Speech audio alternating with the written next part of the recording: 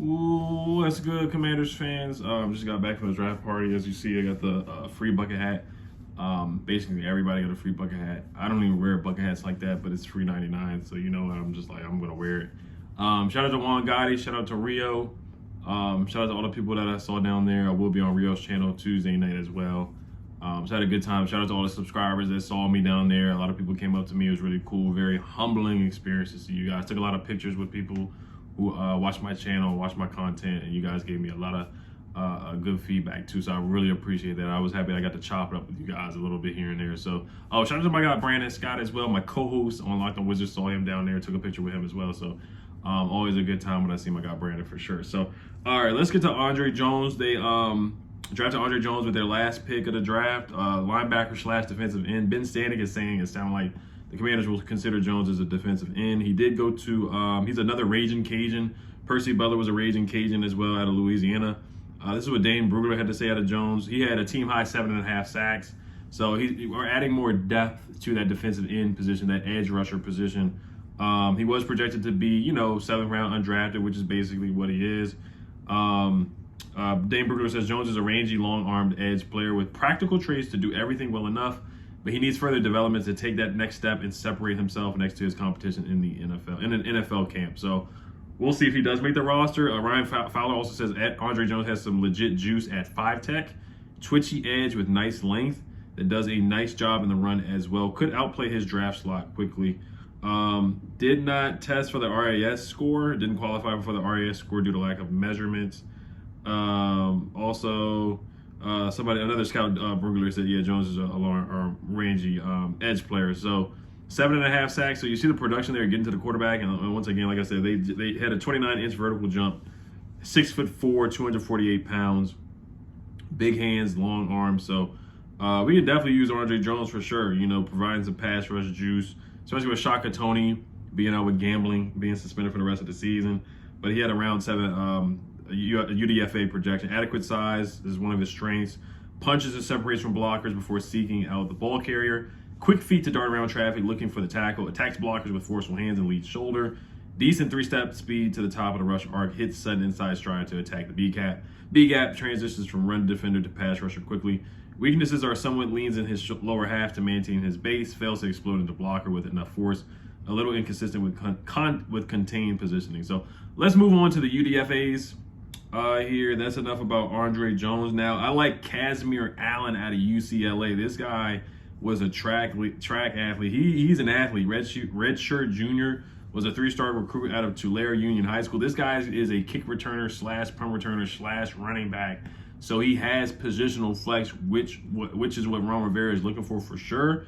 But look at his write-up. He scored an insane 72 touchdowns as a high school senior while also winning the CIF state title in the 100-meter dash. This guy is an athlete and a half. He's just so fluid.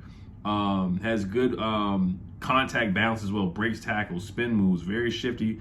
Can make a guy miss in a phone booth. He'll take a screen pass up for 50 yards. He'll take a screen pass, take that up the field for 50 yards. A lot of zone runs. They just give him the ball to hit home runs. He's a home run hitter. Haven't seen his blocking yet, his pass protection, to see if he could be our 3rd down back, kind of like our J.D. McKissick replacement. But this guy is speedy and shifty, man. He can make plays. But I do think he'd probably be our best punt returner easily. It's not hard to be our best punt returner, but this guy can make some moves. He's electric, man. He doesn't play around a lot with his movement. Like, he is a north-south guy, but he makes guys miss and gets up the field for sure. As a freshman, he made his presence felt immediately, rushing for 103 yards on just 5 carries in his first ever game. So he's an instant impact player. His last season, he's 5'9", 175 pounds, ran a 4.5 40-yard dash.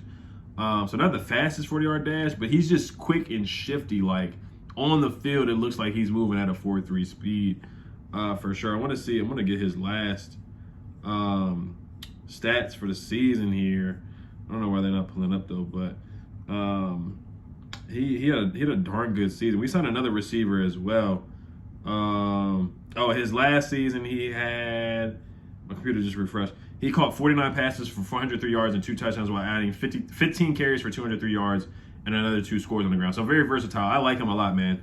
He finished his college career with 80 catches for 762 yards and 7 touchdowns through the air, with 68 carries for 550 yards and 4 touchdowns on the ground. So I think Eric Bieniemy can definitely use him and get the best out of him and definitely use him as a weapon, man. Definitely as a weapon for sure. If he does make the roster, I like him a lot. The other guy is Jalen Sample out of Minnesota State. We also signed some guards too. We just signed a DB, but I'll make another video about those guys. Jalen Sample out of Minnesota State. He is a tall receiver. He's 6'5", 205 pounds.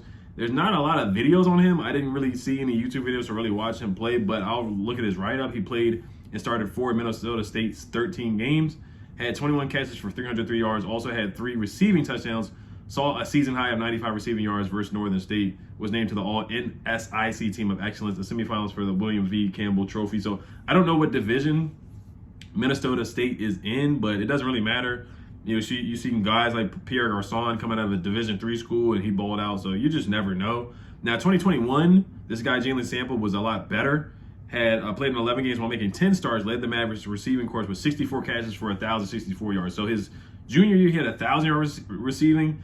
And then his senior year, he only had 21 catches for 303 yards. So I don't know if he got injured or what, but he just had to have injured to have that lower production there. So becoming just the 7th Maverick in program history to record 1,000 receiving yards or more in a season. Recorded more than 100 receiving yards in 6 games, including a career high 183 yards and 2 touchdowns against Southwest Minnesota State. Named to the All-NSIC first team and the NSIC All-Academic team. So fits the Ron Rivera bill. A smart guy.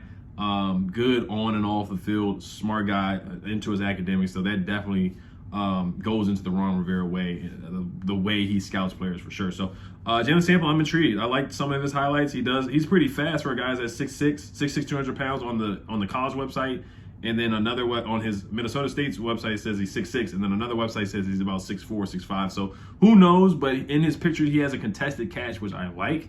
So, Cam Sims is gone, so maybe he can be the Cam Sims replacement. He's going to be battling with Marcus Kemp for that 6'6", 6'5" spot on the roster. So I like this guy, Casimir Allen, though. If he does not make the roster, I hope he makes the practice squad so he can make an impact on special teams at least and just provide some of that home run hitting ability. So if you guys did see me at the draft party, definitely comment below. I thank you guys for watching the content all year. For sure. Appreciate you guys. The channel is nothing without you guys and support for sure. I had a lot of fun, so I'm going to try to go live this week for sure. I'll let you guys know. Hail to the Commanders, and I'll be making more videos of more UDFAs that are signed throughout the night and tomorrow morning. Hail to the Commanders. Peace.